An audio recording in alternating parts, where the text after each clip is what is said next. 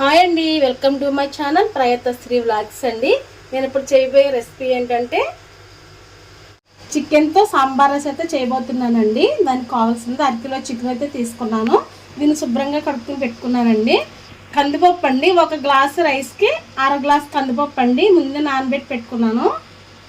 సాంబార్ పొడి, మసాలా పొడి, చింతపండు, క్యారెట్, పచ్చిమిరపకాయలు, ఉల్లిపాయలు, ములక్కాడ, టమోటాలు, వంకాయలండి కట్ చేస్తాను. కాసే ముందు కట్ చేద్దామని కట్ చేయలేదండి. రైస్ అండి ముందే వండేసి పెట్టానండి. పప్పు అయితే కుక్కర్లో పెడుతున్నానండి. కొంచెం పసుపు వేసి పెడతాను.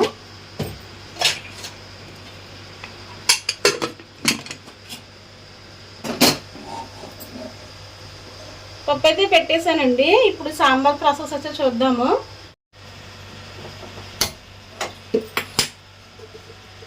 సాంబార్ కాయడానికి అయితే గిన్నె పెట్టుకున్నానండి.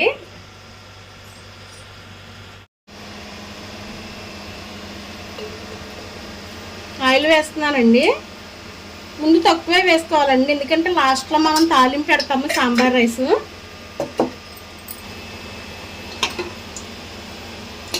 ఉల్లిపాయలు వేస్తున్నానండి.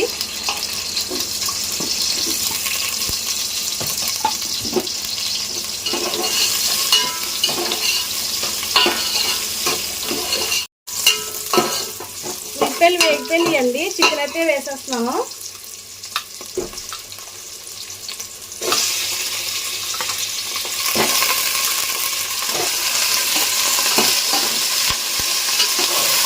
ఉడికిన తర్వాత అప్పుడు మనం కాయగూరలు వేద్దామండి, ఎందుకంటే చికెన్ ఉడకడానికి టైం ఎక్కువ పడుతుంది కదండి.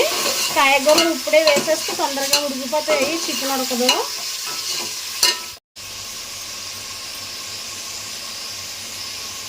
అల్లం వెల్లుల్లి పేస్ట్ అండి ఒక అర స్పూన్ వేసాను.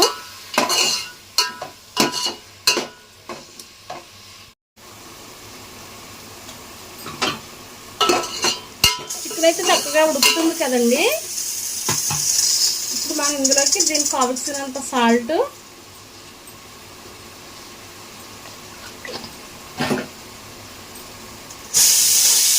పసుపు,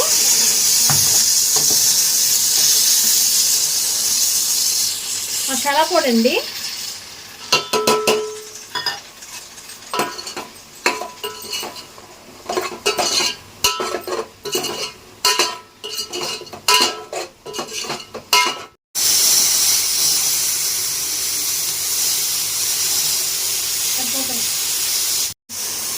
కారం అండి ఒక అర స్పూన్ వేస్తున్నాను.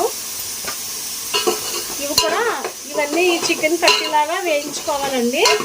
ఒక 5 నిమిషాలు వేసుకున్న తర్వాత అప్పుడు మనం కాయగూరలు అయితే వేసుకున్నాం. ఇందులో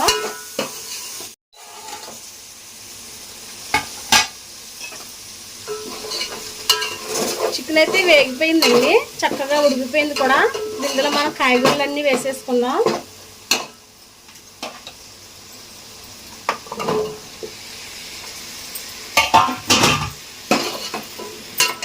కూడా బాగా ఉడకనివ్వాలండి. ఇందులో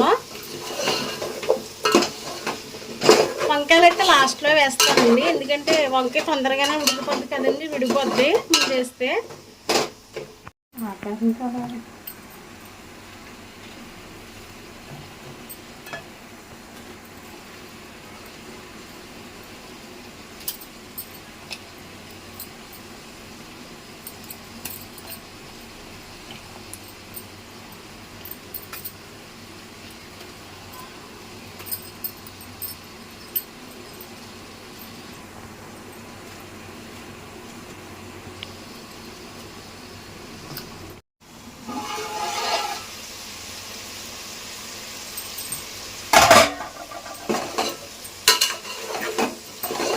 కూడా చక్కగా వేగినాయి కదండి.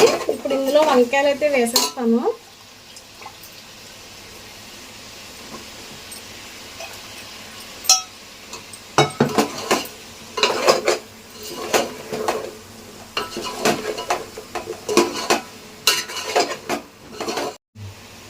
ఇప్పుడు ఇందులో మనం ఇవన్నీ కాయగూరలన్నీ ఉడకాలి కదండి, వాటర్ అయితే వేసుకోవాలండి. వాటర్ వేస్తాను.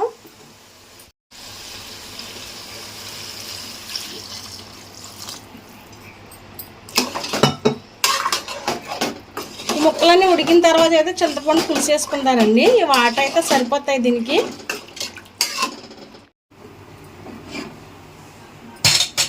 పప్పు అయితే ఉడికిపోయిందండి చక్కగా.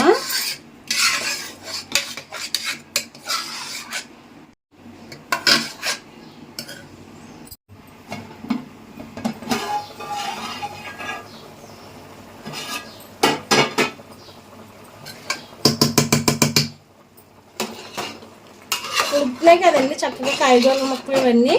ఇప్పుడు ఇందులోకి మనం పప్పు అయితే వేసేసుకుందారండి.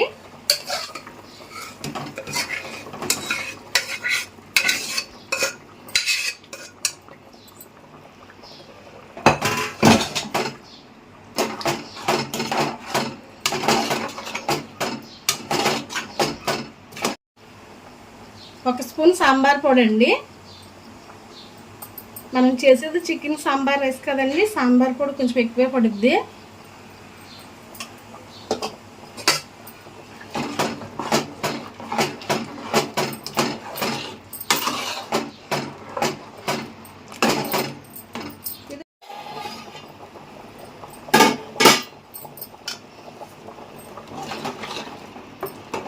ఉడికిపోయినాయండి ముక్కలు ఇవన్నీ. ఇప్పుడు ఇందులోకి మనం చింతపండు రసం వేసేసుకుందాం.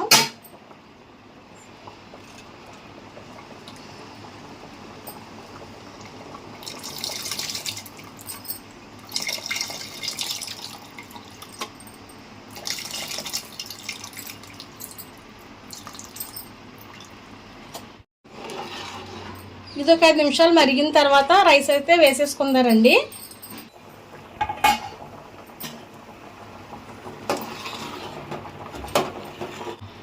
మరిగిపోయిందండి చికెన్ సాంబార్ అయితే. ఇప్పుడు ఇందులోకి మనం రైస్ అయితే వేసేసుకుందారండి.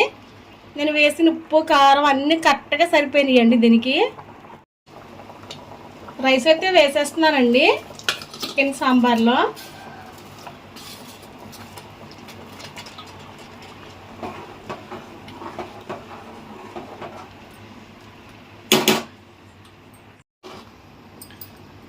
రైస్ అయితే వేస్తాం కదండి, ఒక 5-10 నిమిషాలు అయితే ఉడికించాలండి సాంబార్లో. ఉడికించిన తర్వాత దీన్ని మనం తాలింపు వేసుకోవాలండి రైస్ని, ఈ సాంబార్ అంతటిని.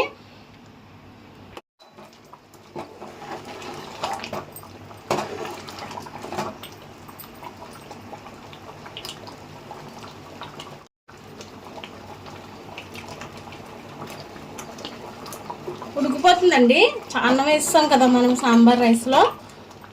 అయిపోయిందండి. దీన్ని మనం తాలింపు వేసుకోవాలి. లాస్ట్లో దీనిపైన నెయ్యి కూడా వేసుకోవాలండి, అప్పుడే మంచి టేస్ట్గా ఉంటుంది సాంబార్ రైస్.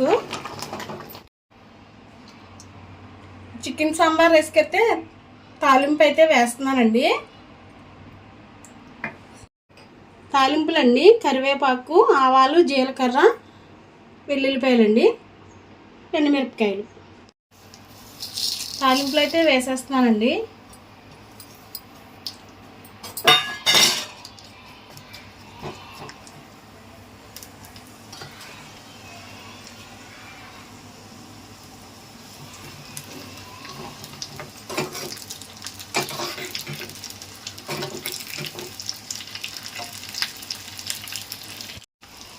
కరివేపాకండి,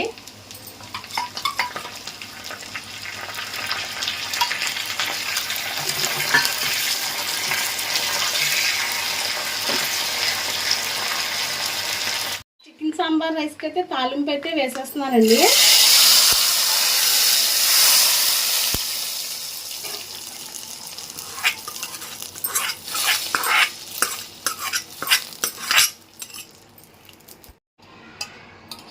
నెయ్యి కూడా వేసుకోవాలండి, టేస్ట్ చాలా బాగుంటుంది అన్నమాట పైన.